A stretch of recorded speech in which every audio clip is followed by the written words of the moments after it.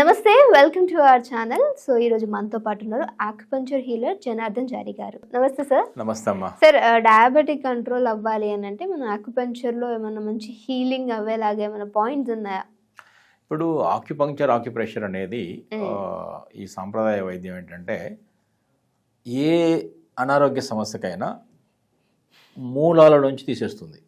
Okay. Root cause treatment అంటాం, not the symptomatic treatment. ఒక అనారోగ్యానికి ఒక సిమ్టమ్స్ ఉంటాయి, కొన్ని ఉంటాయి. Okay.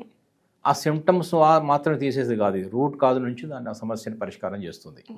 ఆక్యుపంక్చర్లో it is possible sir root cause నుంచి దీన్ని కంట్రోల్ చేయడం? రూట్ కాజే చేస్తుంది. యాక్చువల్గా రూట్ కాజ్ అంటే యాక్చువల్గా డయాబెటీస్ అనేది, ఇప్పుడు మీరు చెప్పిన సమస్య డయాబెటీస్.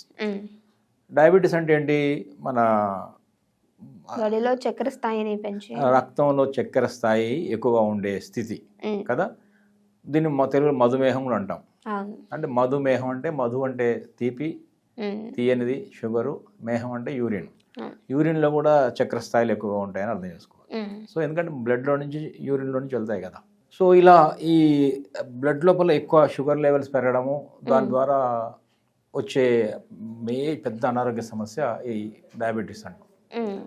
సో డయాబెటీస్ అది సైలెంట్ కిల్లర్ కదా. మెల్లమెల్లగా ఆర్గాన్స్ని డైరెక్ట్గా ఏమి అటాక్ చేయదు, సైలెంట్గా ఇన్నర్ ఆర్గాన్ లోపల నుంచి అది అన్ని ఆర్గాన్స్ మీద ప్రభావం చూపిస్తుంది. దానివల్లనే కళ్ళ మీదకి వస్తుంది, డయాబెటిక్ రెటినోపతి అంటాము.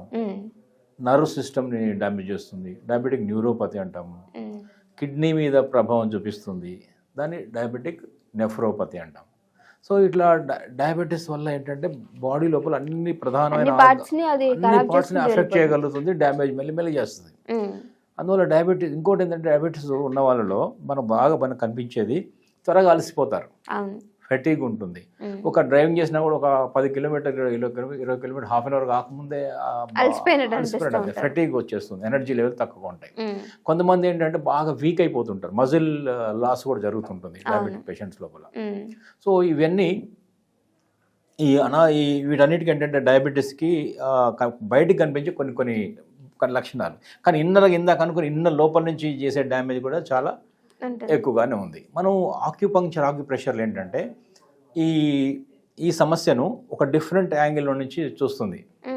ఎందుకంటే సాంప్రదాయ వైద్యం కదా, అలా కాకుండా దీన్ని ఒక ప్రత్యేకమైన యాంగిల్లో నుంచి దీన్ని ఆవిష్కరిస్తుంది. ఎలా అంటే డయాబెటీస్ అనేది ఒక డయటరీ రిలేటెడ్ సమస్య అంటున్నది, అంటే డయట్కు సంబంధించింది, మన ఆహారానికి సంబంధించి అని ఉంటుంది. రెండవది అంతే, ఆహారపు అలవాట్లు మేజర్ అని చెప్తుంది. రెండవది ఏంటంటే ఇది ఒక జీవన శైలి అనారోగ్య సమస్య, అసలు జబ్బు కాదు ఇది. ఇది ఒక క్రిమి వల్ల రాదు, డయాబెటీస్ తినే ఫుడ్ లో అంతే, ఇది వైరస్ వల్ల రాదు, బ్యాక్టీరియా వల్ల రాదు. ఇది ఎలా వస్తుందంటే జీవన శైలి వల్ల వస్తుంది. మన జీవన విధానం లోపల జరిగే కొన్ని మార్పులు లోనయ్యాం మనం. ఎలా లోనయ్యామంటే ఒకప్పటి కొంతకాలంగా మనం ఎక్కువ ఆహారం దొరకని రోజులు కాబట్టి అలా ఆహారాన్ని తినడం, ఎక్కువ కష్టపడి పనిచేసేవాళ్ళం, అంతవరకు బాగానే ఉంది. అప్పుడు అంత ఆహారం దొరికేది కాదు కాబట్టి కొంచెం దొరికినప్పుడే ఎక్కువ తినేది ఒకప్పుడు కదా. తర్వాత పని కూడా చాలా ఉండేది, పొలం పనులు, వ్యవసాయము, మన అగ్రికల్చర్, వెహికల్స్ కూడా ఏం లేకుండా ఎన్ని కిలోమీటర్స్ అయినా ఖాళీ, వాకింగ్, నడక, ఎక్కువ పని ఉండేది. కరెక్ట్. అంటే అప్పుడు అంతే ఉంది, ఆహారం లభ్యత, అవైలబిలిటీ ఆఫ్ ద ఫుడ్ తక్కువ, ఫిజికల్ వర్క్ ఎక్కువ. ఇది ఒకప్పటి మన జీవన ముఖ చిత్రం. ఇప్పుడు ఏమైందంటే దానికి ఫుల్ రివర్స్ అయిపోయింది.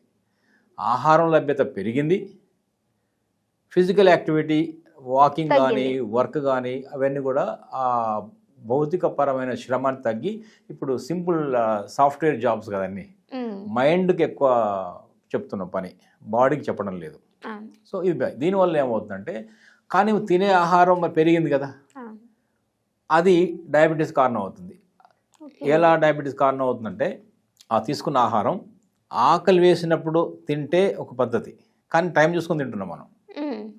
ఆకలి వేసినప్పుడు తింటే అరిగిపోతుంది, కానీ టైం చూసుకొని 12 అయిందో తినాలి, 1 గంట అయినా తినాలి, 3 అయిందో తినాలి, రాత్రి. ఇది ఒక మారిన పరిస్థితి.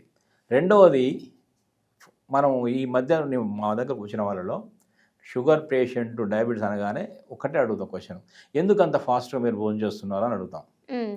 మేము ఫాస్ట్గా అన్నం భోజనం చేస్తున్నాం మీకేం తెలుసు అంటారు. ఫాస్ట్గా తింటే వచ్చే జబ్బే డయాబెటీస్. చాలామంది ఏమనుకుంటారంటే బయట ఫాస్ట్ ఫుడ్ తింటే వస్తుంది అనుకుంటారు. ఫాస్ట్ ఫుడ్ తిన్నా, ఫుడ్ ఫాస్ట్గా తిన్నా రిజల్ట్ ఒకటే. ఎందుకు సార్? ఎందుకు ఇది ఇంపార్టెంట్, ఎందుకు మరి మెల్లే తింటే ఏమవుతుందంటే, యాక్చువల్ చూడండి, ఆహారం ఇది మన శరీరంలో వెళ్ళి జీర్ణమై చివరికి ఏం తయారవుతుంది? గ్లూకోజ్ తయారవుతుంది. End product is the glucose. ఇక్కడ ఆహారము సరైనది కానప్పుడు, లేదా సరైన విధంగా నమలనప్పుడు, సరైన విధంగా మనము సరైన టైంలో తీసుకున్నప్పుడు, సరైన క్వాంటిటీలో తీసుకున్నప్పుడు, 3 చెప్పాను ఇక్కడ.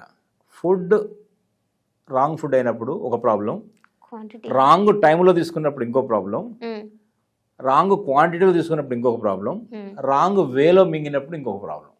ఇవన్నీ ఏమవుతున్నాయంటే చివరికి తయారయ్యే గ్లూకోజు సరిగ్గా ఉండట్లేదు, క్వాలిటీ గ్లూకోజ్ రావట్లేదు. క్వాలిటీ గ్లూకోజ్ కనుక లేకపోతే శరీరం ఏం చేస్తుందంటే ఇది నాకు సంబంధం లేనిది అంటది, బయట పంపించేస్తుంది. బయట పంపించినప్పుడు ఏం చేస్తుంది? బ్లడ్లో నుంచి మళ్ళీ యూరిన్లో నుంచి బయటకు పోవాల్సిందే. సో అందువల్ల మన బ్లడ్లో కనపడుతుంది, యూరిన్లో కనపడుతుంది షుగర్. అబ్జర్వ్ చేసుకోవడం లేదు. Okay, thank you so much sir, మంచి ఇన్ఫర్మేషన్ ఇచ్చారు. నమస్తే అమ్మా.